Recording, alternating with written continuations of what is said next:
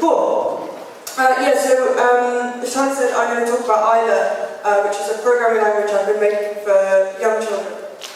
I'm going to talk about how I designed the language to make it good for children. I'm going to talk about the compiler that I wrote to run the language, run code written in the language. I'm going to talk about teaching my girlfriend and my dad to program. And I'm going to speak about modes of expression. But first I'll take you through your first Isla program. So Isla is a drummer. That's the first piece of Isla. Here she is. This is my niece. She's called Isla. She likes the Yankees. She's 2 years old. And her favourite lunch is jelly tots, which is a type of sweetie that we have in England, or candy, I guess. Here's some more people. Mary is a guitarist, Emma is a singer, and Sophie is a pianist. And here's a list of Isla's aunties, and I'm going to put Mary, and Emma, and Sophie into that list. So let's review, let's print out what we know about Isla. She's a drummer, she's 2 years old, she loves jelly tots for lunch, and she's got 3 aunties, a guitarist, a singer, and a pianist. Cool. So designing a programming language for children, I found it really hard but really fun. But before I talk about it, can children program? Well, the age I'm aiming at for Isla, like the lower bound, is kids who are 5 and up. And I think when a child's 5, if they're lucky, then they're already being taught to read and to write. So they can type code into the keyboard of the computer, and they can read code off the screen. And I think children at that age also have faculties of reasoning. So I've had some debates with my niece, who's only 2, about whether she should be allowed jelly tots for lunch, and she comes up with some pretty convincing arguments. So I think she can reason, so 5-year-olds can reason too. And should children program? Well, to me, programming is the best way to control a computer. It gives you the most power of subtlety of expression of any method we've come up with. And also, computers are being used to make more and more things as time goes on. And they're being used by more and more people to make more and more things, and that will only increase as time goes on. So to me, learning to program is becoming like an essential part of literacy, really. Because I think a person makes something to try and show what is inside their head. And I think it's good for people to show each other the insides of their heads. And so, if more and more people are making things with computers, and if programming is the best way to control the computer, then to me, learning to program is essential, and why not start early? So, what are the opinions that I use to develop Isla, to guide the development of the syntax of the language? Number 1, programming is typing. Programming is not manipulating a GUI, it's not moving blocks of code around with the mouse, or clipping together little jigsaw pieces that have keywords written on them or whatever. It's typing words in at the keyboard. And that's important for 2 reasons. Number 1, language is the best way that humans have come up with for expressing ideas. And number 2, when you program, then you type some stuff into the computer here, and then something happens in the computer here, and there's like magic in between it. And that magic is the magic of indirection. But I'll come back to that point a bit later. So opinion number 2 is you should have an application. By that I mean, I didn't want kids just like instantiating variables or printing out all the numbers between 1 and 100, because it's so boring. I wanted them to actually be making something with the language, because that's the whole point. And so I wrote, at the same time as developing the language, I wrote an application to go with it, and that was a storytelling environment where you could write Isla code to define your own old school text adventure. You know those old school adventures where you type in like go north or pick up lamp or whatever. So you can write Isla code and make your own interactive story. But at the same time, different heads can do different things. So I didn't want to tie the syntax of the language to this storytelling environment, so I developed them completely separately. And you could just plug in another environment straight into the language, and the syntax of the language is very generic. I think you could make anything And then number 4, the final opinion I use to guide the development of ILO is that it should use baby talk. And I sort of mean 3 things by that. So number 1, there's no punctuation except for the apostrophes that delimit strings. And that's because I think punctuation is hard to type if you're a child and also hard to identify. Number 2, all the keywords in the language are words that a child can actually use. So most programming languages have like crazy computer jargon keywords like for and if and while, and they bear no relation to what they mean in the real world. So you just have to learn them by rote to understand what they do in the language. So all the keywords in ILO, they're words a child would already know, and they're used in the same context as they would be used in the real world. And then number 3, with baby talk, I wanted the language to be natural language-ish. So natural language-ish enough that if you don't know code, then hopefully you can read an ILO program and basically understand what's going on. But not so natural language-ish that you fall into that hell where AppleScript finds itself, where it gives you the impression that you can just type in any crazy old English sentence that comes into your head, and somehow the computer will magically understand, because it won't. And so the way I limited that was to make sure that there was only one way to do everything. So each type of thing that you can do in the language, you can only do in one way. And I think that avoids falling into this trap of just writing crazy English sentences. So, the ILO compiler. We've heard from Alex and Aria about half the things I'm going to talk about, so apologies for any repetition. I'm going to dive into it in a bit more detail. So a compiler is the thing that takes you from a piece of code in your language, so like write ILO, which will just print out the string ILO to the screen, to actually printing out ILO to the screen. The compiler that I wrote has a 2-stage process, parsing and then interpreting. And I'll talk about parsing first. So parsing is where you take the raw string of code, which is just completely unstructured, but nonetheless is a recipe for what you want to achieve. And then you turn it into a much more detailed recipe. And that recipe, as those guys said, is called an abstract syntax tree. And the way the abstract syntax tree works is if you've ever done linguistics, then one of the things that you do is to parse English sentences, or whatever your chosen natural language is. And the way you do that is you start off by identifying the parts of speech of each of the words in the sentence. So you say like, this is a verb, this is a noun, this is an article. And then you start to group those concepts into higher level concepts, so going further up in this tree. So you say, right now, these can be grouped into a noun phrase, these can be grouped into a verb phrase. Then you carry on up into, say, a noun phrase plus a verb phrase equals a sentence, and so forth. And parsing code is exactly the same, it's just that the labels are different. So here is the abstract syntax tree for the piece of code we're trying to parse. Can you guys see that? Is it sort of half?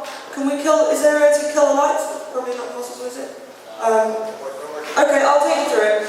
The whole thing is an expression at the top, which is to say that write ILO is just an expression, and that's an expression in the programming text.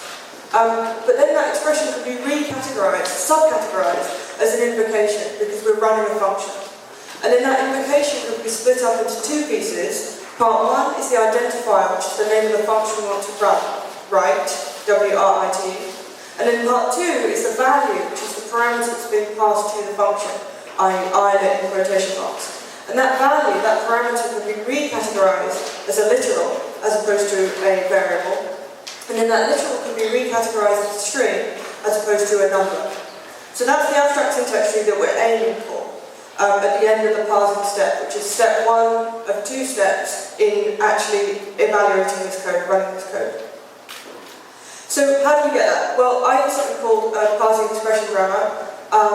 This is just a list of rules where you say, I've got this thing, and it can be either subcategorized or decomposed into this thing.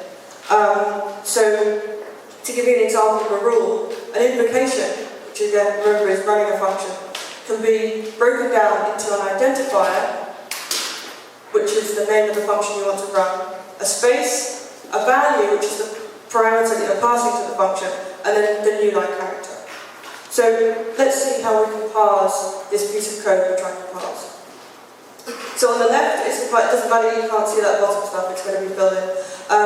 On the left is the parsing expression grammar, so this is the rules that we're using to produce the tree. And on the right is the abstract syntax tree, the thing we're trying to get to at the end of the parsing stage. Okay? So, we start with an expression. So the parsing expression grammar says everything must start with an expression. Fine, pop that in the abstract syntax tree. Then the parsing expression grammar says that an expression must be an invocation.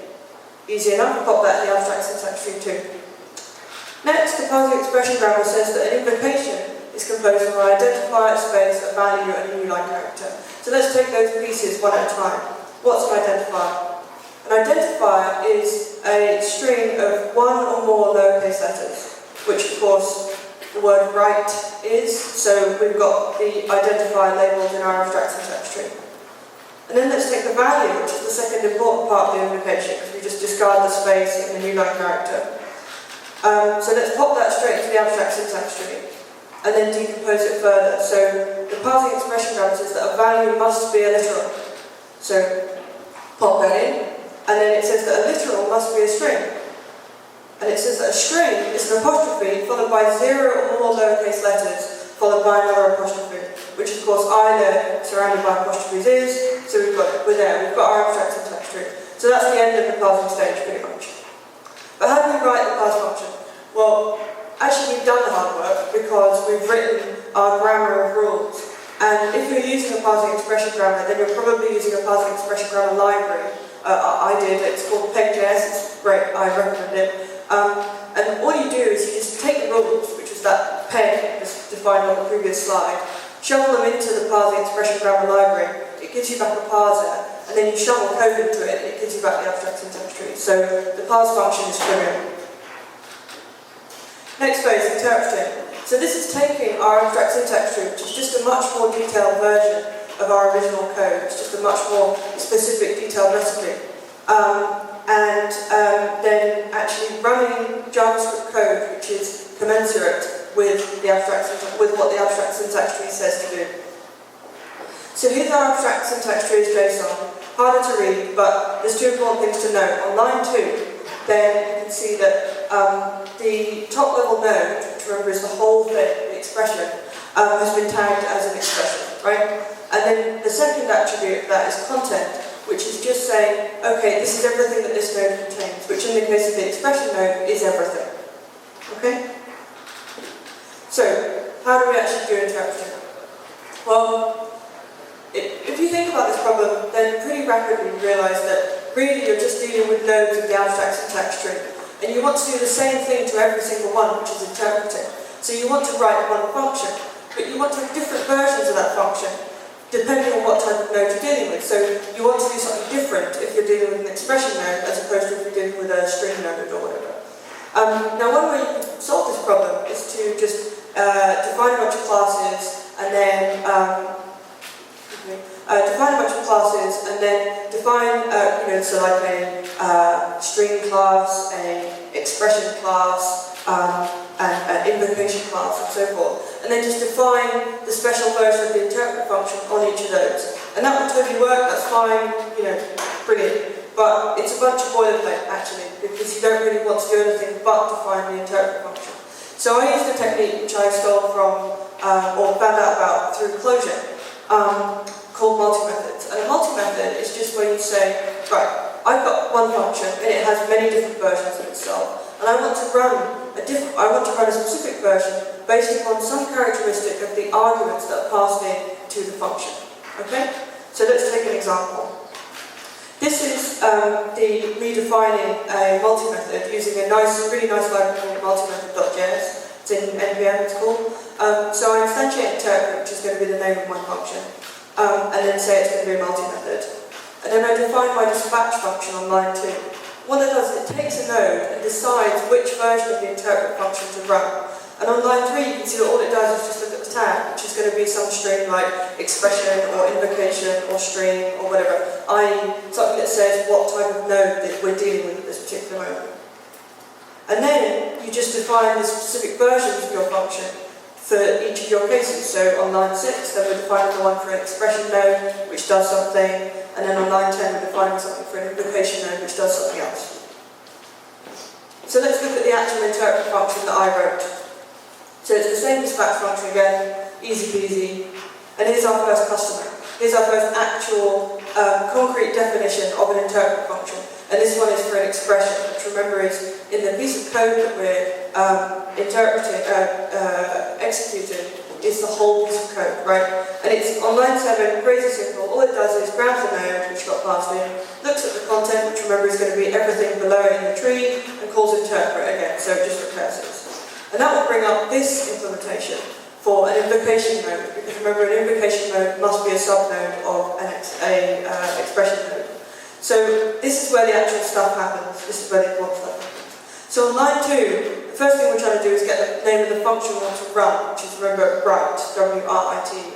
And it's really, really easy. You just look at the node, look at the content, grab the first element, and then call interpret again, which will run this version of the function, the identifier version of the interpret function, which just looks at the content, which is just going to be the string write, and passes it back. And now, on line 2 we've got our function name. So we've got write, so we're making good progress.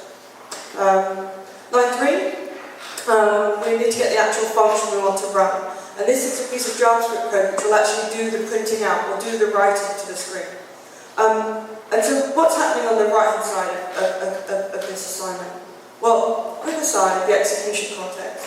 The execution context is the place where all of when you're running a piece of code in the compiler, this is where all of the variables and functions that are in scope, which is to say that you have access to at a particular moment, are stored. And so this is where the write function, W-R-I-T, this is where that's going to be stored, because it's a library function built right in to IO, so it's available at all times. So that's the execution context, is where we need to go and get the actual implementation of the function. So here, let's look at this line again. We can see that we start with the environment, and that's just gets passed into every invocation of the interpret function, and it's just the whole environment that we're running this code in. And it includes the execution context. So you can see that on line 3 we go environment.context, look up the function name, which is write, the string write, and now bingo, we've got the function. So we're making excellent progress. Next step is to get the parameter that we want to pass to the function. Much simpler. We then grab the second element this time, which is going to be the actual parameter that's being passed to the function. Remember, we're aiming for either in quotation marks here, which is the parameter. Call interpret, that will run this function, the value version of the interpret function, which looks at the node, looks at the content, calls interpret again, calls the literal version of the function, of the interpret function, looks at the node, looks at the content, calls the interpret again, which calls the string version of the interpret function. Finally, we're there, thank Christ. Node.content is going to be either in apostrophe, so we finally seized the thing we're looking for. So on line 4, that assignment has now been completed and we've got the parameter. So we've got the function we're going to run, we've got the parameter we're going to pass it, and so now all remains that it has to actually run the function. So we just invoke fn, pass in param, and that will print out either to the screen. So awesome, we've finished almost.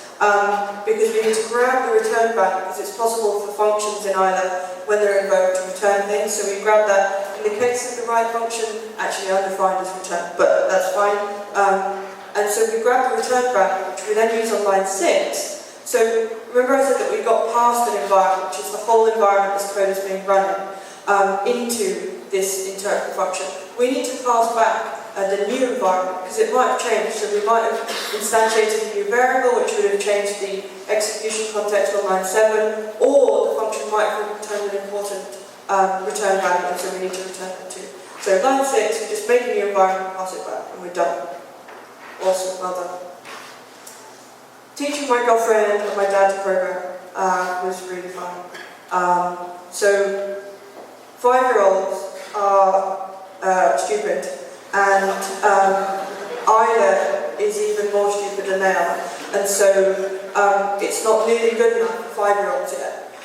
So what I wanted was like a kind of stepping stone on the way to 5-year-olds, and my girlfriend and my dad were those stepping stones, or a couple of them at any rate, because they're both non-technical and they've never programmed before in their lives. So recently I sat down with each of them separately at an ILO record where you can type in pieces of ILO code and then run them. And we just went through the language. So this is Ellie, she typed, right, my name is Ellie, in apostrophes. And of course that prints out my name is Ellie. And that was clear, both she and my dad understood exactly what was going on, it was awesome. Then I suggested that Ellie type right, and some number, right, but using digits this time. And when she did that, then she put apostrophes around 26, and so it prints out 26, and that's fine, it works. And I said, oh, just, FYI, that totally works, no problem, but FYI, you don't need those apostrophes around that, you could have just put 26. And she said, oh, why is that? And I sort of said, oh, that's a good question. And I thought about talking about the historical reasons for that to do with data types and efficiency, but that seemed like too much detail. And then I started thought about speaking about how it's actually quite easy to pass numbers because they're distinct from strings, and so that's why you don't need the apostrophes. But that seemed like too much detail as well. And so I sort of questioned both her and my dad about why it was confusing that you didn't need to put the apostrophes around a number. And what it seemed to be clear was that they'd seized upon these apostrophes as something they could cling on to help them understand the language. And so something with apostrophes was inert or literal, literally. And it was just what you see is what you get. So you just take it as at face value. Whereas something without apostrophes would be like a variable or a functioning, and that's going to have some unseen effect, and so you need to think more carefully about it. And so these apostrophes were very important to understanding the language, and the fact that numbers didn't need apostrophes was really weird. And so this idea of consistency came up again and again. So I actually changed the grammar of the language to now require apostrophes around all literals, just for consistency, so that it was less confusing. So this is my dad now. He's instantiating the name variable and assigning it to the string Richard. And then he's typing right name, and of course that prints out Richard. And when he did this, then it was kind of magic, because he sort of said, oh, this is fun. And I was like, yeah, it is fun. I think the reason he found it fun, and the reason I find programming fun, is this notion of indirection, where you type something here, and something happens here, and there's magic in between. Which is to say that you set up a system by typing code, and then you set the system in motion, and then you watch the ramifications play out in front of you. Or it's like dominoes, where you set them up a long line of dominoes, all on their ends, and you flip the first one, and you watch the whole of the rest of them go. It gives you this feeling of omnipotence. And that's really fun and exciting, and I think that's why programming is fun. So finally in this section, metaphors. When I was explaining either to Ellie and my dad, then I